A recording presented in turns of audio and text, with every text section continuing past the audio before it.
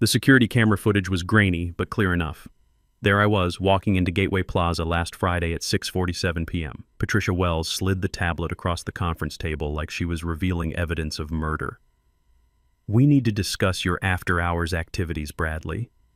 Her voice had that neutral corporate tone, but her eyes were ice cold. Beside her, Austin Reed sat with this smug little smile that barely passed for professional.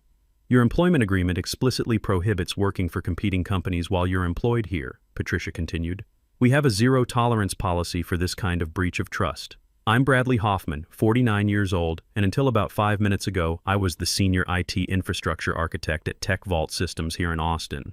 The only one, actually, not by choice. There were supposed to be 4 of us on the team. Sitting there in that glass conference room, I felt nothing. Not anger, not fear, not even surprise. Just this weird sense of lightness, like someone had just cut invisible chains I'd been carrying for years. "Your employment is terminated, effective immediately," Patricia said, pushing a termination letter toward me. "Security will escort you to collect your belongings." I didn't argue, didn't try to explain, just nodded and said, "You're absolutely right. I should focus on one position." Their expressions flickered for just a second, confusion crossing their faces before settling back into corporate poker mode. They were expecting tears, maybe some begging, definitely some anger, not this calm acceptance. What they couldn't see was this massive weight lifting off my shoulders as I placed my access badge on the table. 4 years of constant stress, of being the only person keeping their entire digital infrastructure from collapsing, evaporating in an instant. Austin cleared his throat, uncomfortable with how calm I was. "We'll need all system passwords and access credentials before you leave." I smiled. Everything's documented in the system knowledge base, just like protocol requires. That was technically true. The documentation existed. But it was like handing someone a map of New York without street names. Complete but useless without the context that only lived in my head. As security walked me to my desk, coworkers stared and whispered. I packed my few personal items, a coffee mug my daughter Emma Hoffman had given me for Father's Day, a small cactus that had somehow survived 4 years of my neglectful watering, and a notebook full of system architectures that only I truly understood. Jennifer Torres, our CTO, watched from her glass office. She knew exactly what would happen next, but she didn't move to intervene. Politics trumped common sense, as usual. When the security guard escorted me through the lobby, that Texas spring air hit my face. I breathed deeply for what felt like the first time in years. By the time I reached my truck, my phone buzzed. Text from Diana Pierce. "Still, good for our 2 p.m. meeting?" I typed back, "Yes, and now I can accept your full-time offer. 4 years of building someone else's empire while getting paid like a junior developer was enough. 4 years of being the invisible infrastructure, keeping everything running while others took credit and bonuses. 4 years of warnings ignored and requests denied. Now it was over, and the countdown had begun. Let me back up and tell you how I got into this mess. Until this morning, I was the sole guardian of a digital system worth about $800 million. Not by design. Budget cuts and resignations had whittled my team down from 4 specialists to just me. I never meant to become indispensable. That's a dangerous spot in corporate America. But quarter after quarter, as my teammates left for better opportunities and my responsibilities multiplied, I found myself as the only person who really understood how all the pieces fit together. It started 4 years ago when Tech Vault recruited me from IBM. Jennifer Torres sold me this vision during my interview. "We're building a world-class infrastructure team. You'll lead database architecture for our proprietary trading platform." The salary wasn't spectacular, but the challenge was irresistible. Building systems for a growing fintech company, working with cutting-edge technology. I signed on the spot. Reality hit by month 3. First round of strategic restructuring eliminated 2 senior positions. By month 6, my colleague Sarah left for a 40% raise at a startup. Budget freezes eliminated her replacement before they even posted the job. "Temporary situation," Jennifer assured me. "We'll staff back up next quarter." Next quarter became next year. Next year became let's reassess after the merger. The merger happened. Still just me. Meanwhile, the systems grew more complex. Client base doubled. Attack vectors multiplied. I built increasingly sophisticated protection measures, working nights and weekends to keep pace. When I warned about critical vulnerabilities, my emails got acknowledged, but somehow the action items disappeared from meeting minutes. When I requested additional staff, I was told to prioritize better. When I asked for compensation that matched my expanding role, I got praise instead of dollars. "You're our rock star," Jennifer would say, patting my shoulder. "Nobody understands these systems like you do." That was the problem. Nobody did understand them, and nobody wanted to learn. I offered multiple times to train others, to document the increasingly complex architecture I'd built under pressure. The offers were met with nods and smiles and zero follow-through. Last Christmas, I prevented a breach that would have exposed 600,000 client accounts.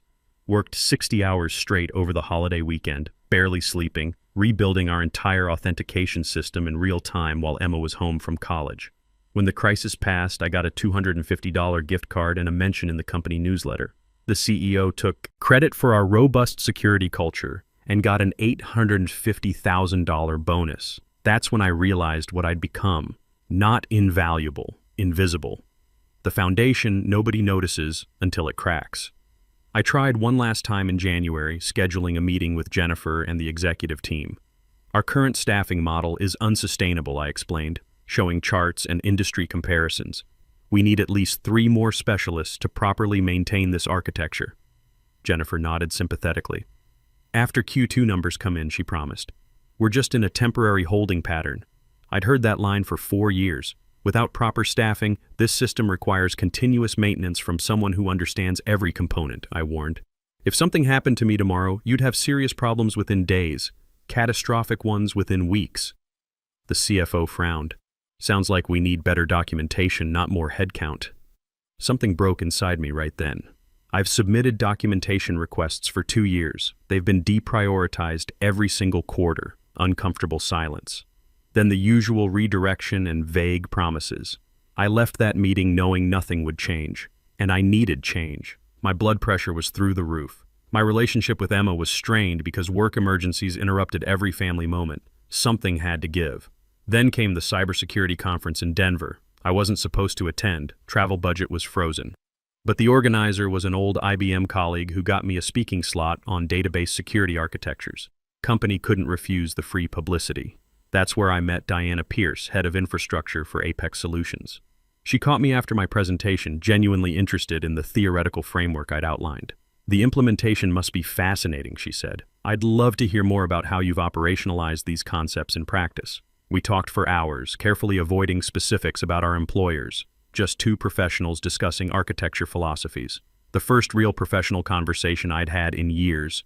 Diana actually listened, asked thoughtful questions, challenged my assumptions in ways that made me think harder, not just defend my choices. It felt like talking to a colleague instead of explaining things to people who didn't want to understand. "You know," she said over coffee, "most architects I meet are either all theory or all implementation. You seem to bridge both worlds." I laughed. 26 years of building things that have to work tends to do that. 26 years? She raised an eyebrow. "You started young?" 23. Straight out of college into IBM's systems group. Been building databases ever since. As the conference ended, Diana handed me her card. "We could use your perspective on our new security framework. Strictly advisory, weekends only. Nothing operational that would create conflicts." The consulting fee she mentioned was more than my monthly salary for weekend work, for being valued. I hesitated maybe 10 seconds before accepting. The work was pure advisory, reviewing their proposed systems, nothing hands-on, nothing that touched their actual infrastructure, nothing that violated my employment agreement or confidentiality obligations. I checked 3 times with legal precedents to make sure. For 6 weeks I lived this double life. Weekdays maintaining TechVault's digital fortress alone and unrecognized. Weekends being respected, heard, and compensated appropriately for 26 years of experience. At Apex, they had actual meetings where technical concerns got addressed. When I mentioned a potential vulnerability in their proposed architecture, they didn't just nod and move on. They scheduled follow-up sessions to dive deeper. They valued expertise. Emma noticed the change immediately when she came home for spring break. "Dad, you seem different," she said over dinner. "Less stressed. Just some consulting work on weekends," I told her. "Helps with the college bills." She grinned. "And it doesn't hurt that someone's actually listening to you for once." "Smart kid." always has been. The extra money was helping too. Emma's tuition at UT was $35,000 a year, plus living expenses. My Tech Vault salary barely covered it, especially with my mortgage still having 12 years left. The consulting fees gave us breathing room I hadn't felt in years. But it wasn't just about money. It was about respect, about being valued for what I brought to the table instead of taken for granted. At Tech Vault, I was the guy who fixed things when they broke. At Apex, I was the expert helping prevent things from breaking in the first place. The difference in how those two roles were treated was night and day. Then last Thursday, I made what turned out to be a crucial mistake. Instead of parking 6 blocks away like usual, I parked just 3 blocks from Gateway Plaza, closer to Diana's office building for our regular meeting. Someone from Tech Vault spotted my truck. Someone who knew I shouldn't be anywhere near that part of town during work hours. Someone who made assumptions and reported back. I'd been so careful for 6 weeks. Different routes, varied timing, never anything that would create obvious patterns. But you get comfortable, you get careless, and that's when things fall apart. The irony wasn't lost on me. I'd spent 4 years warning about single points of failure in our systems. Turns out, I'd created one in my own life. Wednesday night, I got a text from Diana. Board meeting went well. They're ready to make the full offer we discussed. Senior infrastructure architect, team of 4 specialists, 2.1 times your current salary plus equity. When could you start? I stared at that text for a long time. It was everything I'd wanted: respect, resources, fair compensation, a chance to build something new instead of desperately maintaining something broken. I texted back, "Let me think about it over the weekend." But I already knew my answer. The question was timing. I'd planned to give Tech Vault 2 weeks' notice, help transition my responsibilities, leave professionally despite how they'd treated me.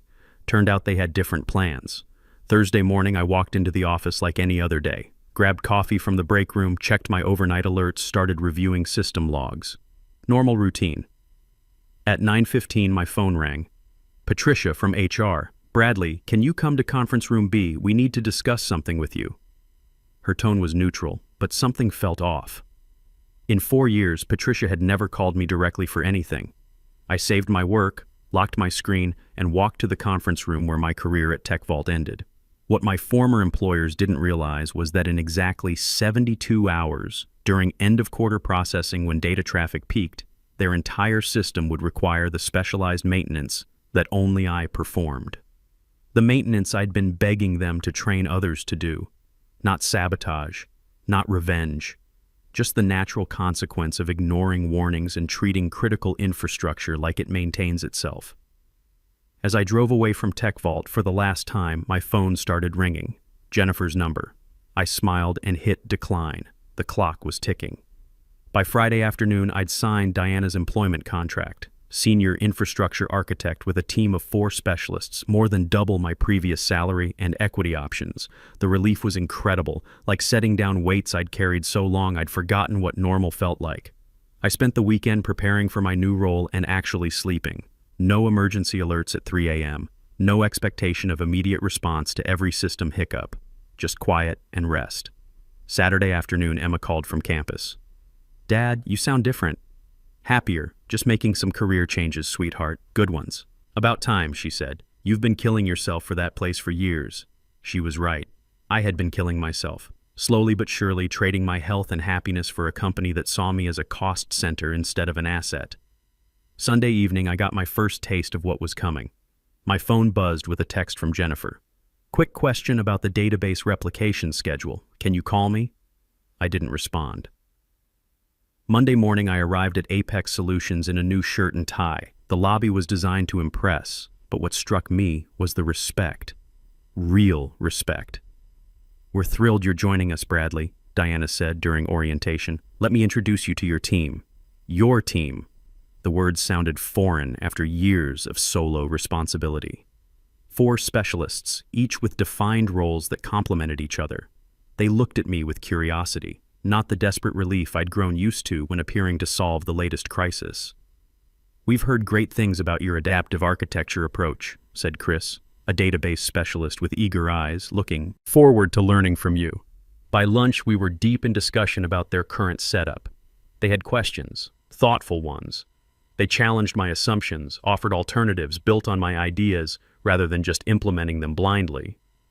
This was collaboration. I'd almost forgotten what it felt like. Meanwhile, across town, the first warning signs were appearing at Tech Vault. I didn't need inside information. I knew those systems like my own heartbeat. Monday afternoon would bring the first database sync issues as the weekly replication cycle tried to execute without my manual oversight. By Tuesday morning, log files would overflow. By Wednesday afternoon, exactly 72 hours after my departure, the cascading failures would begin during peak processing. My phone buzzed at 4:47 p.m. Monday. Jennifer. I let it go to voicemail. Bradley, it's Jennifer. We're seeing some issues with database replication. Probably just a configuration thing. Call me when you get this. Her voice was casual. Just a small technical hiccup. I deleted the message. Tuesday brought 4 more calls from increasingly senior people. By afternoon, the tone had changed dramatically. This is Patricia from Executive Office. Our systems are experiencing significant performance degradation.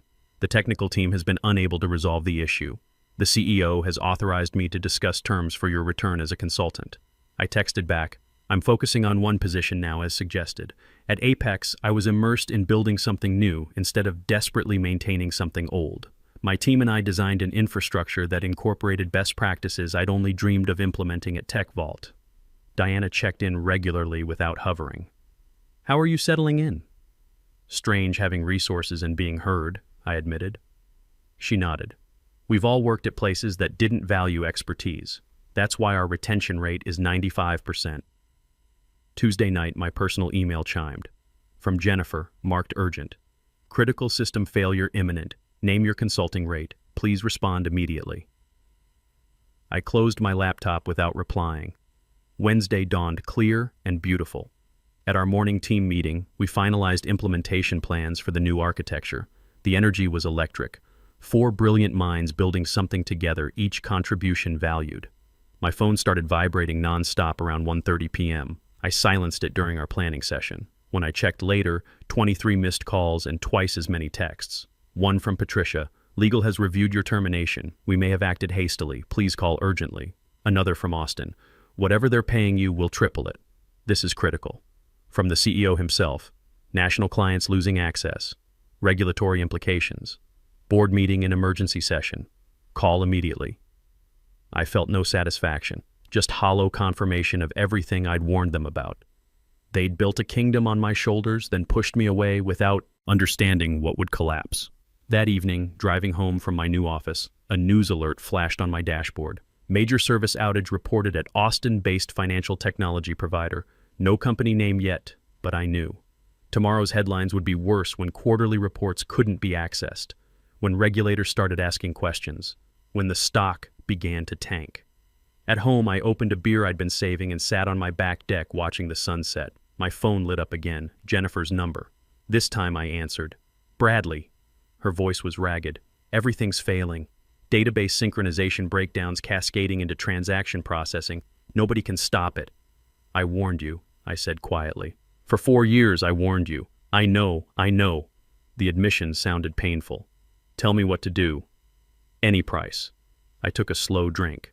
It's not about price anymore, Jennifer. It's about value. We valued you. No, I interrupted. You valued what I produced. Not enough to listen when I said it was unsustainable. Not enough to staff properly or compensate fairly. Silence stretched between us. You know what would have prevented this? I continued. Any one person besides me understanding how these systems work. Anyone reading the warnings I documented every quarter. Anyone listening when I said this exact scenario would happen. Her breathing was the only response. The recovery procedure exists, I said finally. It's in the disaster recovery documentation I submitted last year. The documentation that was deprioritized because I was handling everything so well. I ended the call and turned off my phone. Tomorrow would bring the full reckoning. Thursday morning, Diana was waiting in the lobby with her tablet. Have you seen the news? The headline was stark. Tech Vault Systems suffers major infrastructure failure, stock plummets 31%. Their entire platform's been down for 18 hours, Diana said. 600,000 accounts locked. Trading completely halted. I felt strangely empty looking at those numbers. Not satisfaction, just waste. Waste of talent, resources, and trust caused by short-sighted decisions. They've been calling our main office, Diana continued, trying to reach you through us. My stomach dropped. Are they threatening legal action? They tried. Our legal team reviewed everything. You're completely clean, but they're desperate for someone to blame. As we walked to my office, my team was waiting with concerned faces. Is it true about your former employer? Chris asked. I nodded. Did you really build their entire infrastructure yourself? Not by choice, I said. By necessity. Understanding passed between us. Everyone in that room had been the unacknowledged foundation others stood on. Well, Chris said finally, they're disasters educational for us. Let's make sure our systems never depend on any single person. The simple wisdom of this nearly brought tears to my eyes. Real leadership, acknowledging expertise while preventing unhealthy dependency. My phone, finally turned back on, showed 47 missed calls. The last voicemail was from the board chair himself. Mr. Hoffman, this is Charles Morrison. The situation has become critical. The board removed several executives this morning. We recognize the failures that led to your departure. Please call me directly. I sat with this message for a long time. Part of me wanted to let them pay the full price. Another part recognized that innocent people, regular employees, clients, were suffering for leadership's failures. At our afternoon meeting, Diana pulled me aside. Their interim CTO reached out directly. The board fired half the executive team. They're offering a massive consulting fee for emergency recovery. 1 day, remote only, no ongoing commitment. I hesitated. What do you think? Diana considered. Professionally, helping them doesn't hurt us. Their reputation's damaged beyond quick repair. Personally, it's your call. You don't owe them anything. Walking back to my office, Chris fell into step beside me. You know, sometimes the most powerful message isn't letting someone fail completely. It's showing them exactly what they lost. I stopped. What do you mean? If you help them recover, they'll always know you could have prevented their disaster, and that you were gracious enough to help despite how they treated you.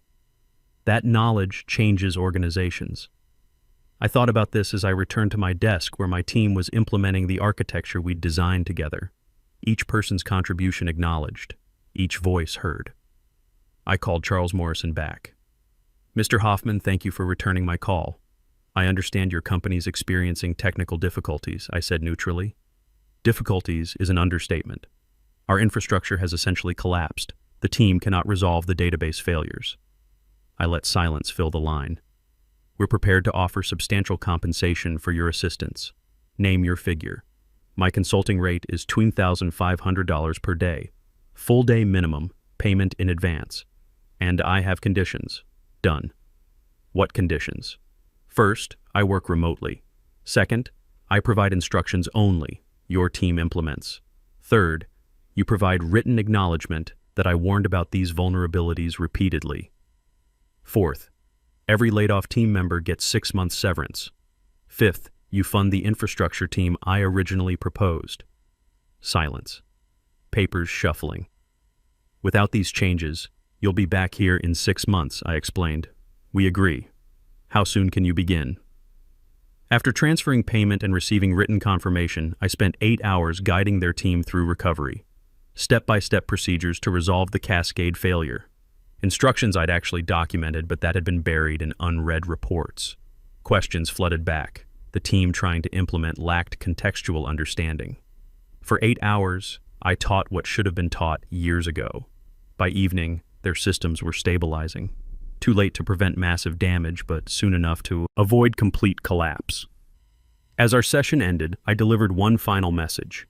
Every system you're working with has documented procedures and vulnerabilities I identified. Those documents exist. Read them. Because building resilience isn't about technology.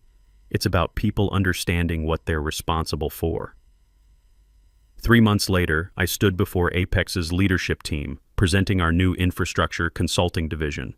Behind me, slides showed market opportunity created by very public failures like tech vaults. Every company believes their systems are secure until proven otherwise, I explained. Our approach isn't just better technology. It's changing how organizations value their infrastructure operations. Approval was unanimous. Within weeks, we were hiring, expanding to 8 specialists. Our first clients were already lined up, companies terrified of suffering TechVault's fate. That afternoon, I got an unexpected email from Charles Morrison. "Thank you. We've implemented the team structure you recommended and hired a chief infrastructure officer reporting directly to the board. The cultural change has been profound. Your impact extends far beyond technical recovery. If you're ever interested in returning, my door remains open." I deleted the email without replying. My answer was already visible in trade publications announcing Apex's consulting division and my role leading it. 6 months after my termination, I took the stage at the same Denver conference where I'd met Diana. This time, not as a lone architect, but as division head of a growing team, presenting our framework for organizational infrastructure resilience. In the audience sat Jennifer and their new CIO. Their expressions as I detailed our client growth told me everything. They understood they'd lost more than technical knowledge. They'd lost the future I was building elsewhere. After my presentation, attendees swarmed with questions and cards. Among them was the new CIO, who waited until others dispersed. "Your replacement architecture's impressive," she acknowledged. "Built on solid foundations," I replied. "Your documentation was extraordinary once anyone read it. You saved them even while leaving." As I gathered my materials, she added, "They track your success obsessively now. Every announcement, every client win." And there it was. Not their failure, but my success. Not their loss, but my gain. Every achievement at Apex reminded them of what they'd discarded. That evening, Emma called me after her finals. "Dad, you sound different. Happier." She was right. For the first time in years, I wasn't carrying the weight of an entire company on my shoulders. I was building something new instead of desperately maintaining something broken. You know what, sweetheart? Sometimes the best revenge isn't making others fail. It's succeeding so completely they can't ignore what they threw away. Sometimes the greatest revenge of all is simply building the life and career you deserve elsewhere.